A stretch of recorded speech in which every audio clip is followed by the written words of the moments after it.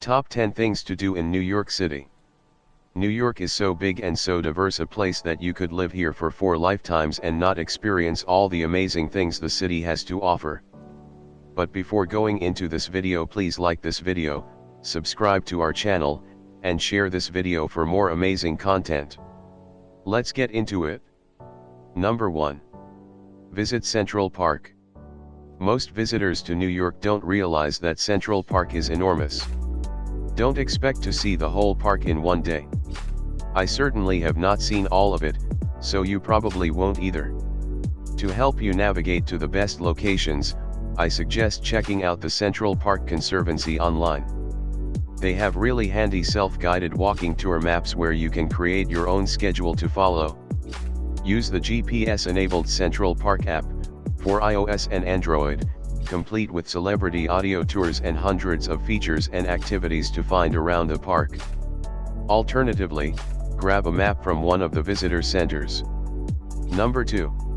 Watch a Broadway show. The theater district is home to over 40 Broadway theaters, which is why New York offers some of the best live theaters on the planet. Whether it's a new musical, the latest smash hit, or the long-running classic, seeing a Broadway show transports you out of your seat and into a new reality. That's the magic of Broadway. Musical theater or a stage performance is not for everyone, but I say Broadway is. There's usually at least one show that would appeal to even the most uninterested patron. You may also want to consider taking a Disney on Broadway tour, as it includes an opportunity to get a behind-the-scenes look in a theater and try on actual props and costumes from notable musicals. Number 3. Take in Times Square at night. As the location where the New Year's Eve ball drops each year, Times Square is one of the most iconic places in all of New York, possibly the world. Visit it no matter what time of day, but I think the best time is at night. You won't know the difference between night and day when you walk around Times Square after dark. You'll find tons of people bustling around this area and there are always characters to spot. Number 4. Eat. Don't even bother to visit New York if you don't plan to eat like a New Yorker. Here are the musts. A thin crust, plain cheese pizza folded in half and eaten while standing up. Street hot dogs or hot dogs from the original Nathan's in Coney Island. An everything bagel with cream cheese and lox from Tal's Bagels.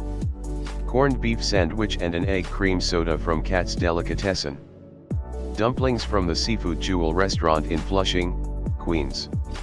And don't stop there. Keep eating. Number 5. Go to the Coney Island Boardwalk. Coney Island is probably best in the summer, late spring, or early fall. But if you're there for Nathan's hot dogs anyway, you might as well stick around regardless of the weather. In the summer, drink margaritas, and people watch. It's my favorite thing to do in addition to lounging on the beach, jumping in the water, or catching a ride at Luna Park. Yes, Luna Park is the original park with the sister park. Number 6. Catch a view of the skyline. Many choose to go to the top of the Empire State Building for its views of the city. Alternatively, you'll get the iconic Empire State Building actually in all your photos if you go to the top of the Rockefeller Center instead. Or hop on a subway to view the entire iconic skyline of New York from one of these two locations. Roosevelt Island. Historically used to quarantine criminals, the mentally ill, or physically ill, you won't find many tourists here, or many people at all, for that matter. Roosevelt Island is a part of Manhattan, once removed. It's far enough for an excellent skyline view, but not too far to get there, as it only takes a quick air tram ride across the East River or one stop on the F train toward Queens. Manhattan Bridge to Brooklyn Bridge Park. Another quick ride to Brooklyn on the F or A/C trains will get you to the area known to New Yorkers and Brooklynites as Dumbo or down under the Manhattan Bridge overpass. The city has been putting a lot of work into the area stretching along the river to Brooklyn Bridge Park recently. Pathways and seating have opened up, artistic installations have sprouted, and lots of greenery has been planted along the walkways.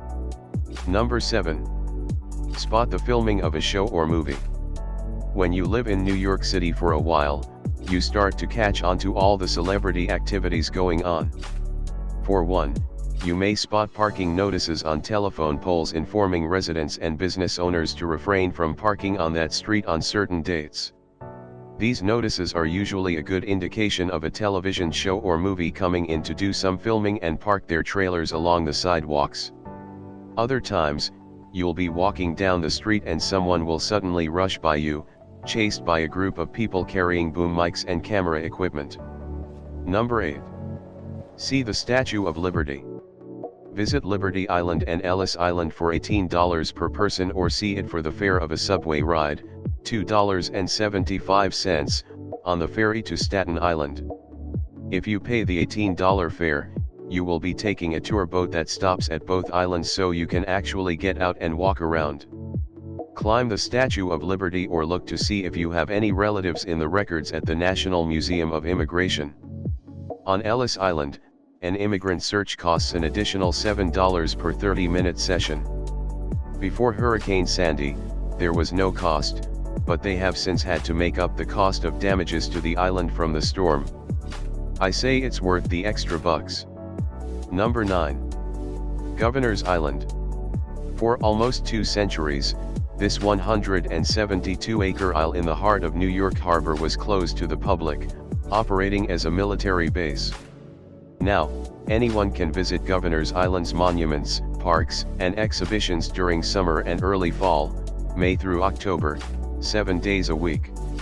To get there, all you need is a round-trip ferry ticket, and New York residents just have to show a valid state license to ride free. Governor's Island has immediate escapist appeal, but most people go for a memorable event, music festivals, pop-up dinners, art exhibits, dance performances, the list goes on. Number 10.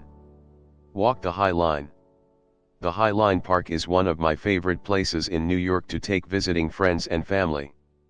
From 1934 to 1980, the High Line was used for freight transport in the meatpacking district. It was turned into a park nearly 30 years after it shut down. There's history laced into modern art and nature on the High Line.